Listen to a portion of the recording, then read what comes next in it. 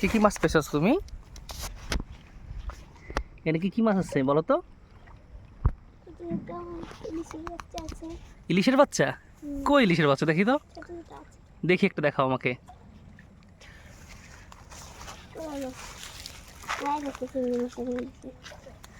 সব দেখলাম চিংড়ি মাছ, এটা ইলিশের বাচ্চা, এটা চাপিলা মাছ। ঠিক আছে, তোমার কাছে ইলিশ সেটা। তোমরা কতক্ষণ ধরে মাছ মারতেছিলে এখানে? কখন আসছো? একটু আগে এত মাছ পেয়ে গেছো? প্রতিদিনই আসো?